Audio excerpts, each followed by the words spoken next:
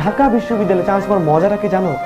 মজাটা এই জায়গায়, তুমি যখন ঢাকা বিশ্ববিদ্যালয়ে যাবা জুনিয়র হয়ে, তুমি দেখবা তোমার হলের তোমার পাশের রুমের একটা ভাইয়ের আগামীকাল বিসিএস ক্যাডার হয়ে গেছে, সে বিসিএস অ্যাডমিন ক্যাডার হয়ে গেছে, সে বিসিএস ফরেন ক্যাডার হয়ে গেছে, সে পুলিশ ক্যাডার হয়ে গেছে, কাস্টম ক্যাডার হয়ে গেছে। কাজ থেকে তুমি দেখবা এত সুন্দর সাফল্য।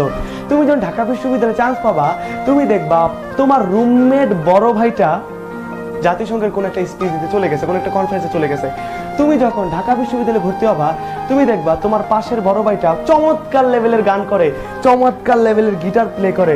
তুমি যখন ঢাকা বিশ্ববিদ্যালয়ে চান্স পাবা, তুমি দেখবা তোমার হলের বড় ভাই অনেক ফেমাস ব্যক্তি ছিল, যেমন ঢাকা বিশ্ববিদ্যালয়ের আমার হল হাজী মোহাম্মদ মুহসিন হলের আমাদের হুমায়ুন আহমেদ ছিল 564 নাম্বার রুমে, যে বাংলাদেশের যে বিখ্যাত কথা সাহিত্যিক হুমায়ুন আহমেদ, সে আমার হলের বড় ভাই। আমি তাকে বড় ভাই বলতে পারি কেন? সে আমার হলের বড় ভাই।